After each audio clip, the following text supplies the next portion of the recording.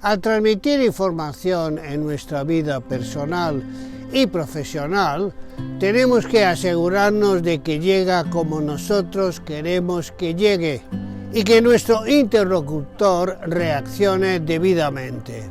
Esto que acabo de decir, en ocasiones, como enseguida veremos, con una historia verdadera que ocurrió en el pasado, puede significar la diferencia entre la vida y la muerte. Hoy hablamos de perfecciona tu transmisión de información en tu comunicación.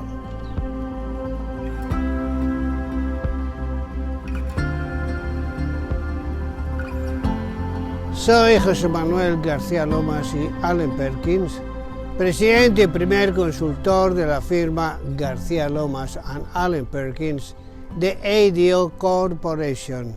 Y me gustaría animaros a suscribiros y a activar la campana de notificación. Hoy volvemos sobre algo tan vital en el mundo de los negocios como es la comunicación.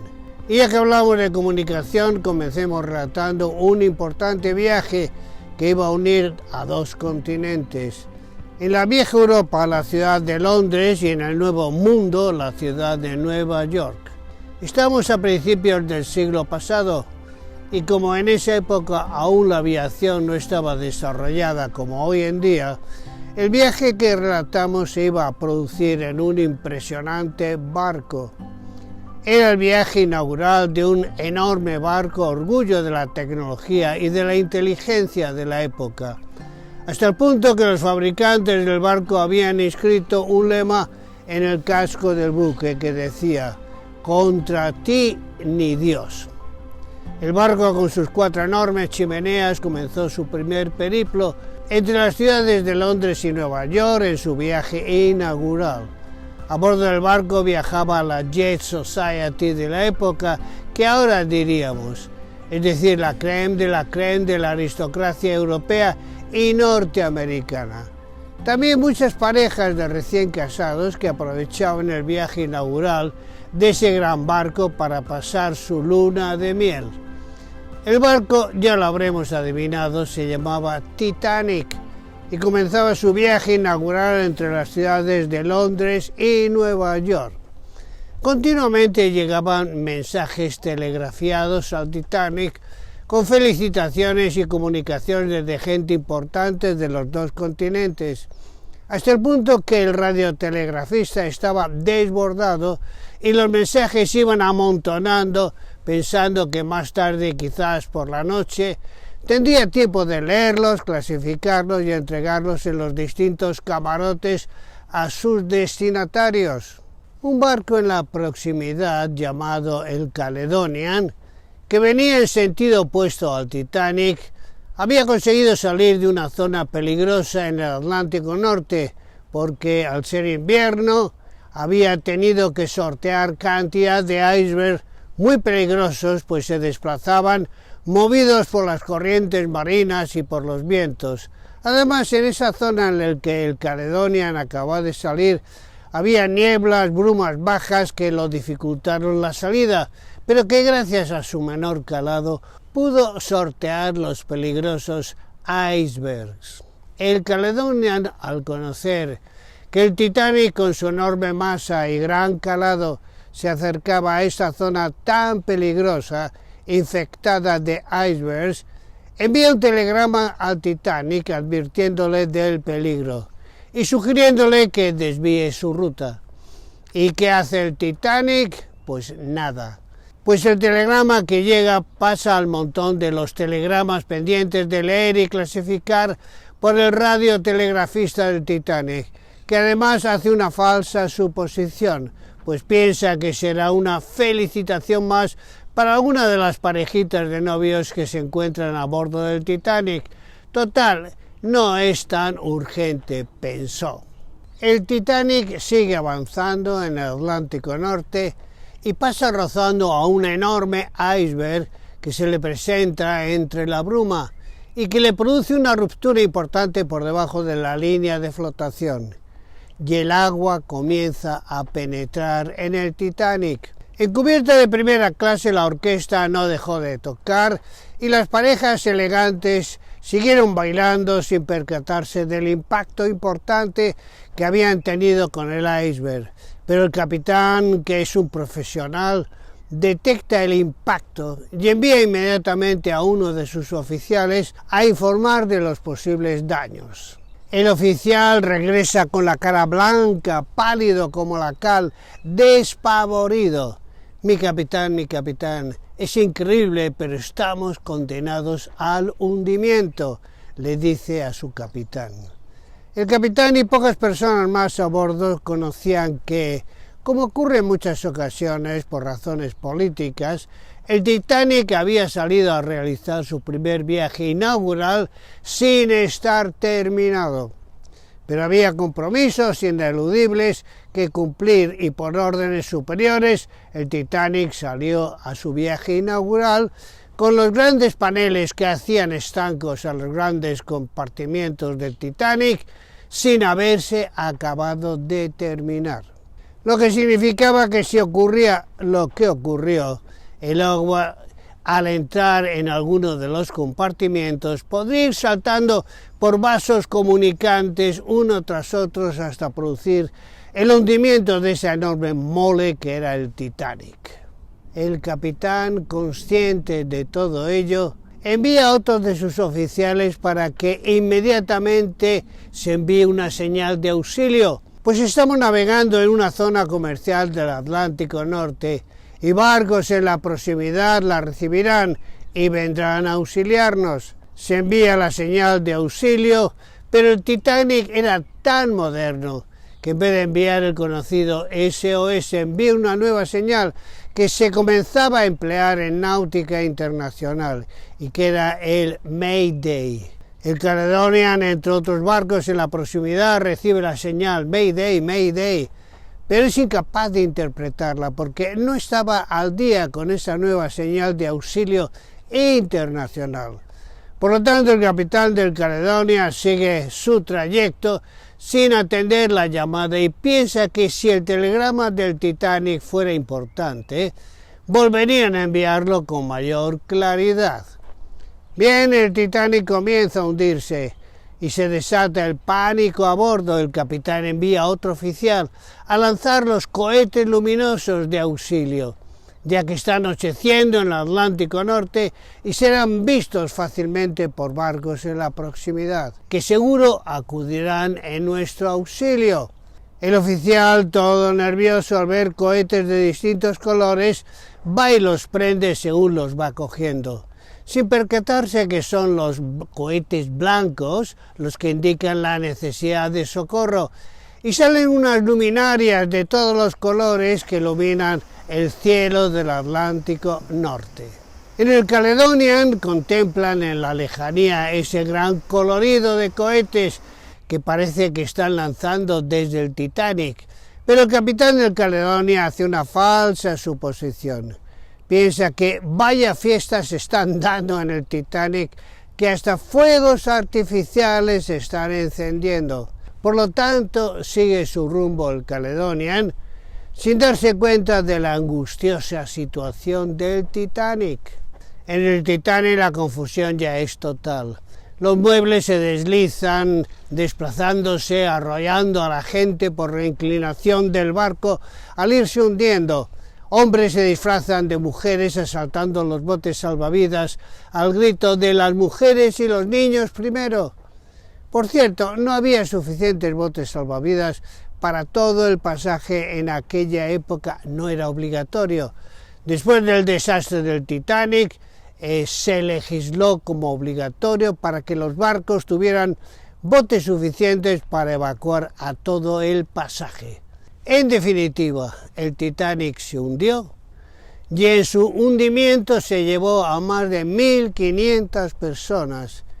Y hoy, con la perspectiva que nos da la historia, podemos decir que el Titanic se hundió y que murieron tantas personas porque repetidamente, insistentemente, la comunicación falló. Por lo tanto, al hablar de comunicación, no hablamos de algo banal, de algo trivial, sino de algo auténticamente trascendental. También en nuestro mundo de los negocios, la pregunta ahora es, ¿y qué es comunicación? Pues la transmisión de un mensaje y obtener respuesta discriminada, es decir, la transmisión de ideas a otras personas que entiendan lo que se les dice a través de esas ideas transmitidas y que actúen en consecuencia. Es mucho mayor el problema de lo que aparenta. Piensen en los recados sencillos que damos a nuestros niños pequeños y lo que ocurre es que en muchas ocasiones nos malinterpretan. Existen 4 elementos en la comunicación. 1, la idea a transmitir. 2, la transmisión. 3, la captación exacta. Y 4, la reacción justa. ¿Y cuáles son los objetivos de la comunicación? Pues también son 4. En primer lugar, ser entendido. En segundo lugar, ser aceptado. En tercer lugar, producir acción. Y en cuarto lugar, entender a los demás, ya que la comunicación debe de ser en los 2 sentidos. En cuanto a los medios de comunicación, el más común es nuestra voz. También nuestra escritura y nuestra imagen. En definitiva, tenemos 5 canales de comunicación que coinciden con los 5 sentidos. Ver, oír, oler, gustar y tocar. Vista, oído, olfato, gusto y el tacto. ¿Y cómo describiríamos la técnica de comunicación?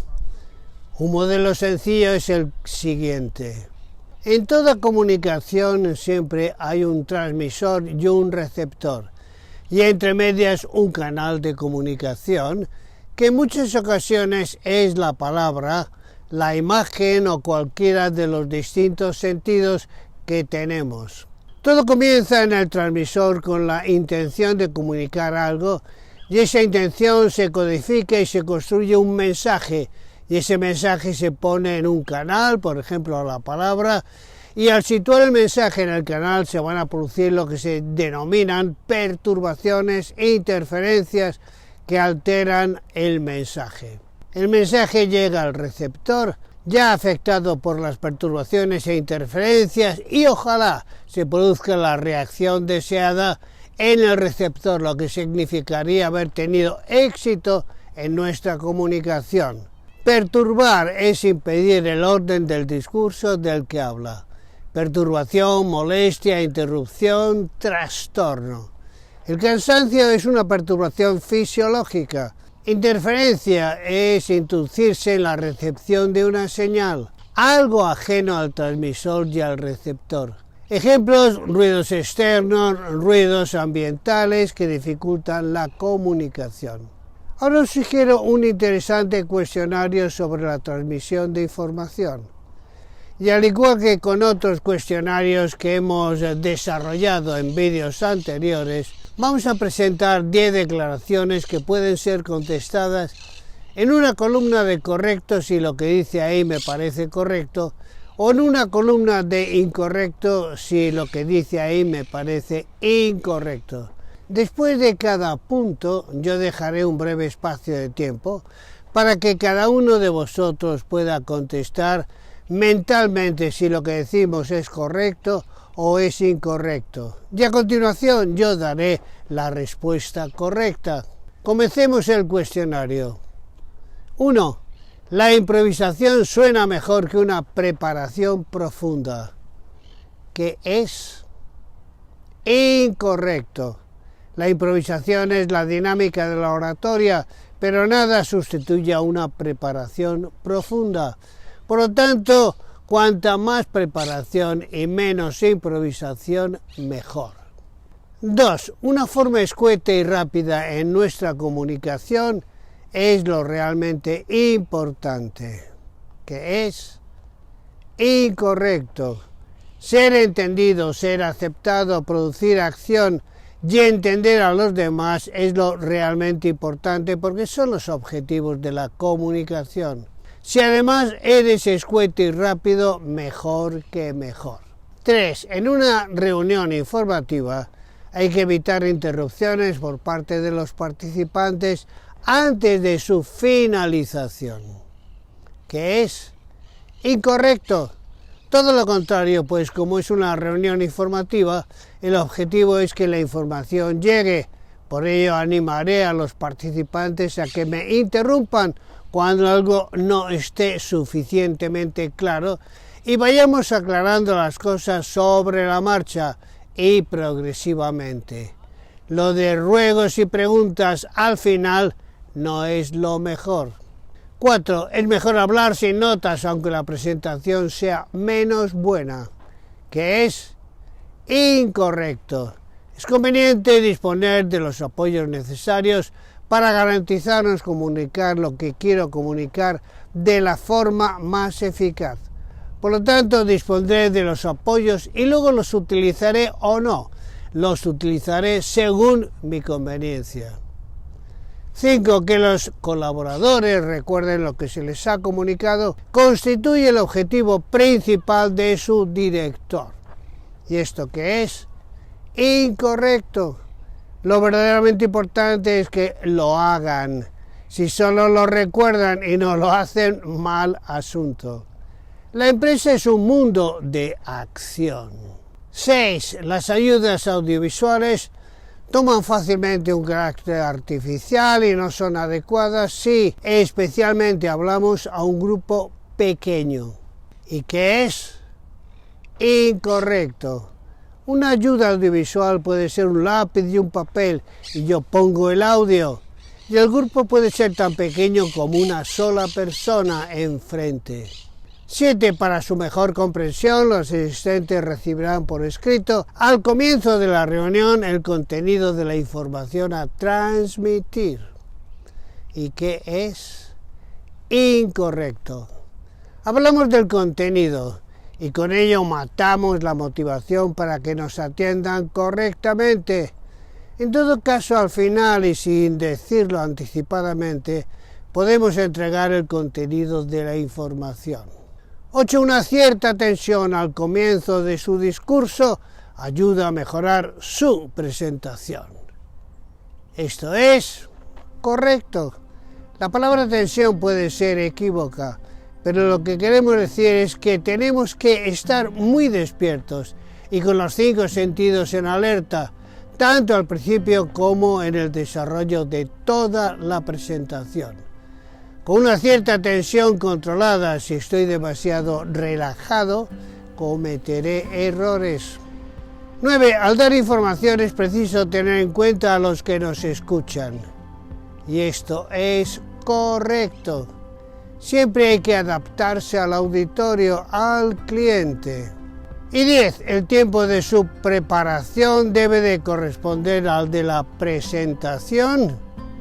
Y esto es incorrecto. La relación sobre preparación y presentación es de 1 a 10, dependiendo de la experiencia del ponente. Nada sustituye a una preparación profunda, insisto. Interesante el cuestionario, ¿verdad? Hemos acertado en muchos puntos, pues vosotros mismos. En el próximo vídeo continuaremos profundizando en este interesante tema de la comunicación entre seres humanos, recordando algo esencial, y es que la comunicación está llena de trampas. Y nunca dar por seguro que estamos siendo correctamente interpretados. Para ello podemos utilizar nuestra técnica de preguntas, sobre las que también profundizaremos en próximos vídeos. Bien, si este tema sobre la transmisión de información en la comunicación es de vuestro interés, yo os animaría a ver nuestro vídeo sobre decir no es vender, vender es preguntar, técnica de preguntas 1 y 2. Y ok, si consideran nuestro contenido de valor, quisiera solicitar vuestro apoyo en Patreon, en donde gracias a vuestra colaboración podremos seguir publicando artículos, cursos y vídeos todas las semanas. Saludos.